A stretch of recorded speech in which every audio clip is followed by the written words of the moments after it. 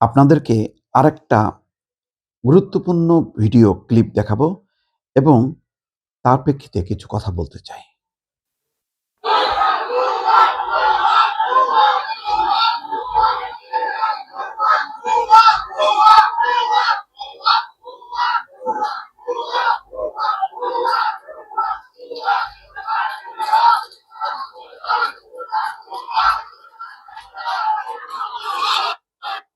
দর্শক বুঝতে পারছেন,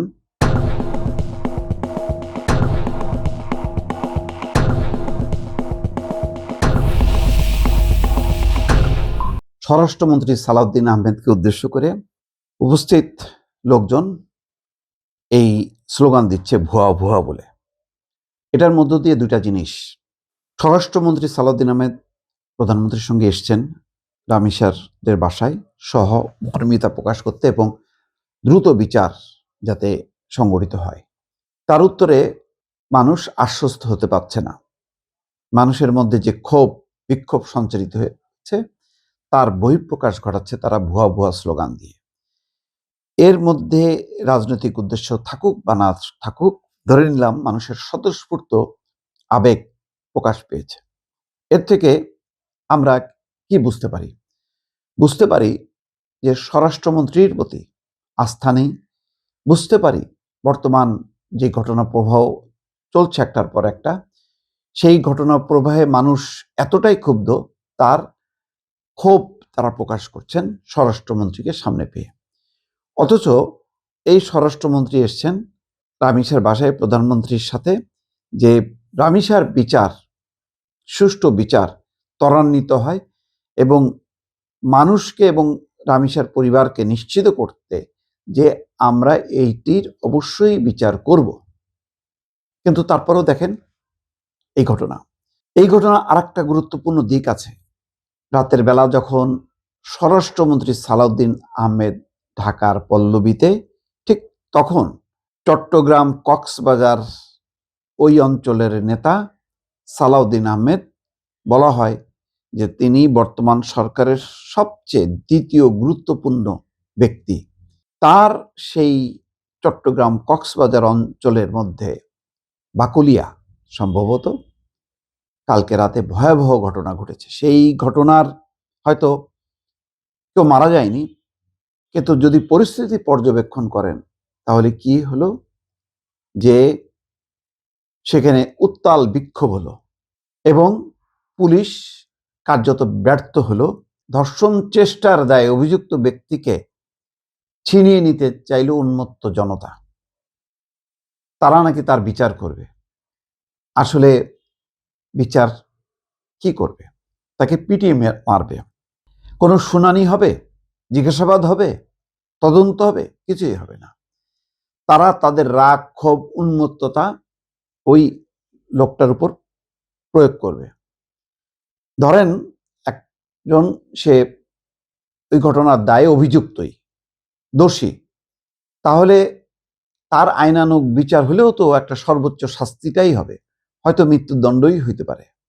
কিন্তু জনতা বিচার ছাড়াই তাকে মেরে ফেলতে চায়। এগুলো কোথায় ঘটে জানেন? যেসব দেশে আসলে কোনো সরকার থাকে না, যেসব দেশে কোনো আইন শৃঙ্খলা বলে কিচ্ছু থাকে না, একটা মবের রাজত্ব যেখানে তৈরি হয় সেখানে। কালকে চট্টগ্রামের ঘটনা এবং ঢাকার ঘটনা, দুটার ঘটনার মানুষের অভিব্যক্তি, উন্মত্ততা এবং সহিংস প্রবণ যে মানসিকতা, তাতে আমার এখন স্থির বিশ্বাস যে আমরা আস্তে আস্তে মব রাজত্বের মধ্যেই ঢুকে পড়ছি। আসলে কি ইতিমধ্যে প্রতিষ্ঠিত হয়ে গেছে অলিখিতভাবে? সেই প্রশ্নটাও কিন্তু আমার ভেতরে ভেতরে জাগে। কারণ দেখেন, মবের বিরুদ্ধে এত কথা বলছি, আমার মতন গণমাধ্যমে সবাই চিৎকার চেঁচামেচি করছে, কিন্তু আমাদের এই আওয়াজটা কিন্তু পৌঁছাচ্ছে না মানুষের ভেতরে। অথচ এই আম জনতা দেখেন আজকে শুক্রবারে প্রত্যেকেই নামাজে গেছে, মসজিদে গেছে।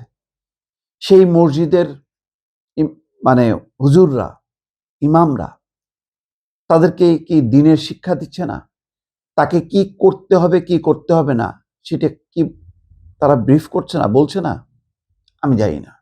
কারণ এমনও তো ঘটনা ঘটেছে যে মসজিদ থেকে বের হয়ে মাথায় টুপি, মুখে দাড়ি, হাতে তসবি, এই অবস্থায় মানুষ উন্মত্ততায় নেমে পড়ছে, কোনো রাষ্ট্রের আইন শৃঙ্খলা কোনো কিছু মানেনি। এমন কি হয়নি? হচ্ছে তো। তাহলে এই যে আমজনতা যে আজকে কালকে রাতে উন্মত্ততা দেখালো, তার একটা বড় অংশ নিশ্চয়ই আজকে নামাজে গেল। সেই নামাজে মসজিদে যে কি শিক্ষাটা পাইলো আমি সেটা জানতে চাই, বুঝতে চাই। নাকি সেগুলি শুধু লোক দেখানো, নাকি শুধু আনুষ্ঠানিকতা, নাকি ওইগুলি একটা অভ্যাস খাওয়া দাওয়ার মতন, ওইটুকুই।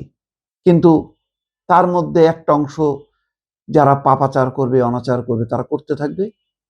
আর একটা অংশ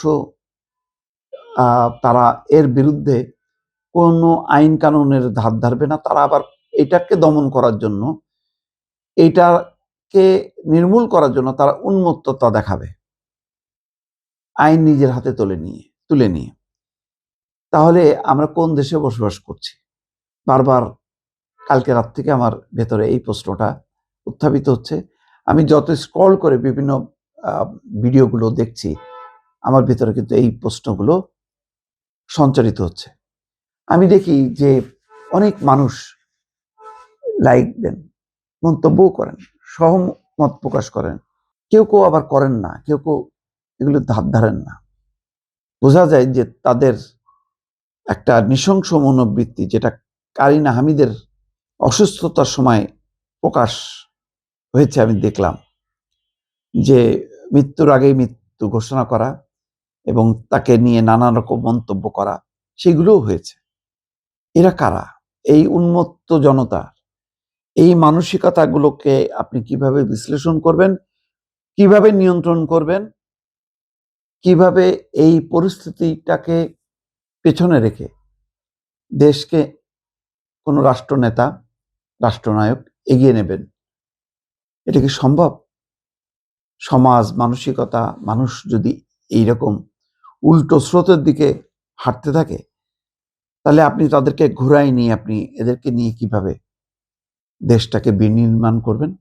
আমি সত্যি কথা বলতে কি, আমি আমার অসহায়ত্ব প্রকাশ করছি এবং আমি এর কোনো উত্তর খুঁজে পাচ্ছি না। দর্শক, আপনাদের উদ্দেশ্যে এই আমার নানা জিজ্ঞাসাগুলো, প্রশ্নগুলো ছুড়ে দিলাম। দেখি আপনারা কি মতামত দেন। দর্শক।